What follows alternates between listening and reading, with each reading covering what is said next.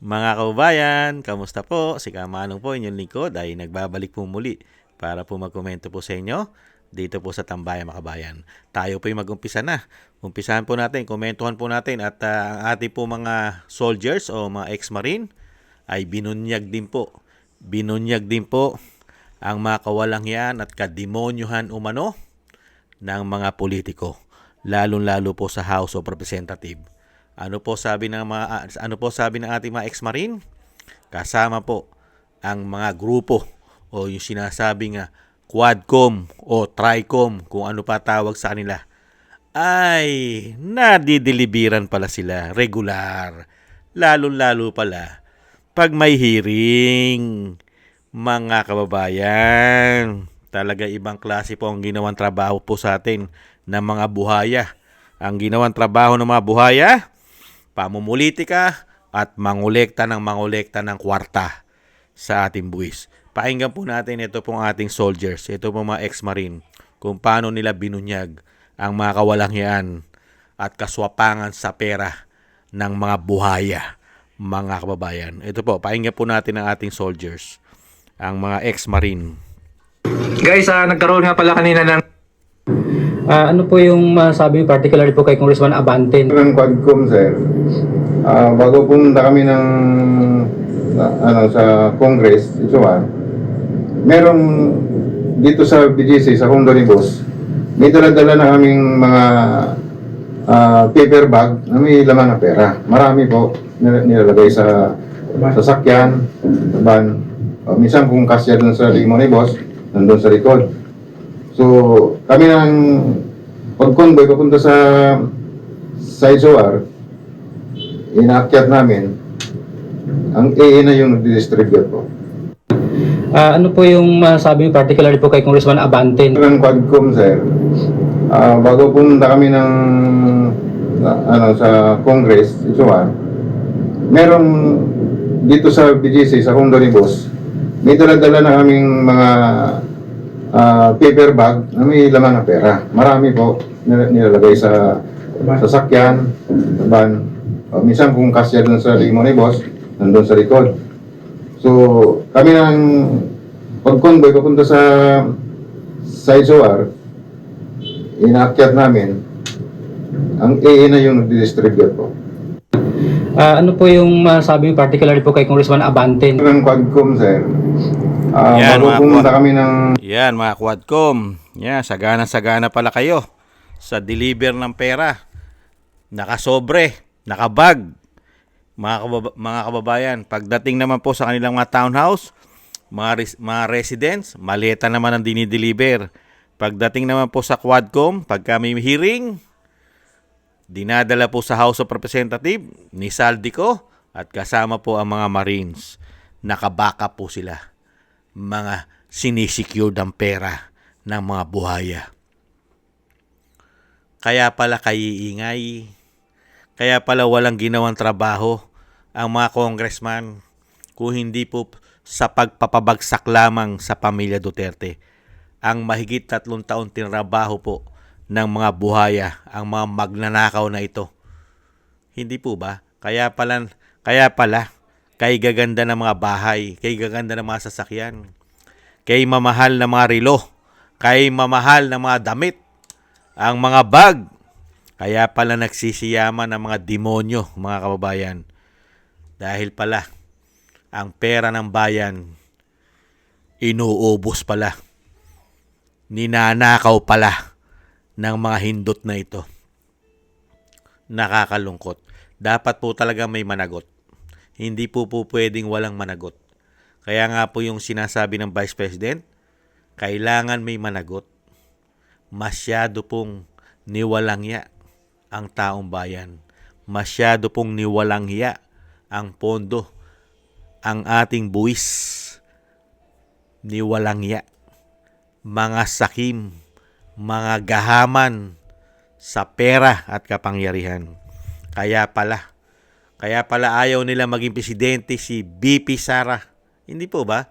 Dahil dito, lahat pala ng hearing scripted.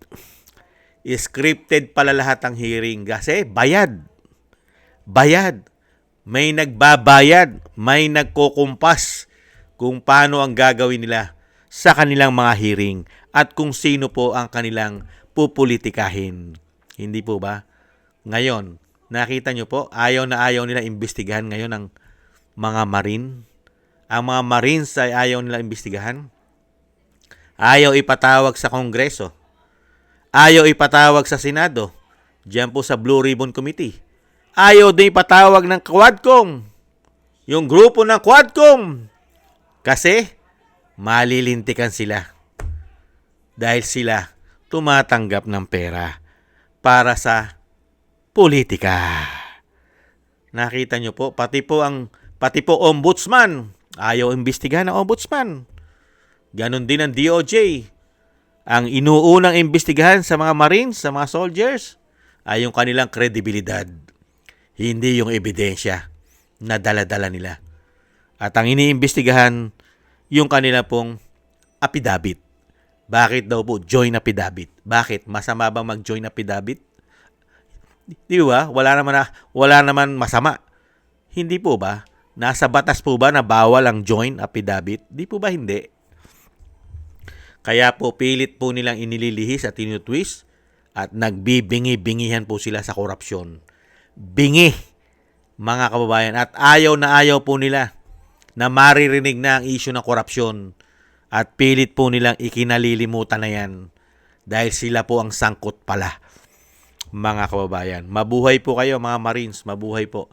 Mabuhay po ang ating mga Marines at sana po ay magtagumpay po ang taong bayan. Laban po ito ng taong bayan sa mga magnanakaw na mga politiko sa ating bansa.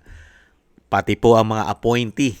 Lahat po halos sa gobyerno ngayon ay hindi po nalalayo at sila po halos yata lahat ay mga nagnanakaw sa buwis ng bayan. Hindi kaya?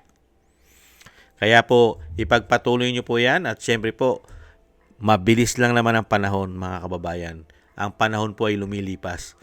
Pagka hindi po natin nakukuha ang katarungan ngayon, dahil lagi po silang napakaraming ginagawang mga pang-twist, pang-divert sa issue, at ganun din po at wala rin po tayong nahita at napapala sa ating mga men in uniform generals. Tulog din po sila at wala po silang pakialam. Ang mga general natin, karamihan ng ating mga general, komento ko po, wala pong pakialam sa pera na ninanakaw sa ating buwis. Wala po silang pakialam na nagnanakaw po ang mga politiko. Wala na po silang pakialam na magnakaw di umano ang mga politiko. Wala na pong pakialam sila. Tanggap na tanggap po nila ng mga politiko na po ang kanilang pinoproteksyonan. Ang mga magnanakaw na po di umano, protektado na po yata nila. Dahil lagi po silang priority. Kayo ang priority namin. Ayon po yan sa mga mambabatas. Hindi po ba? Isama po natin sa ating mga panalangin na sana po'y magtagumpay ang mga Pilipino na ninakawan. Tayo po sana ang magtagumpay, hindi po sila.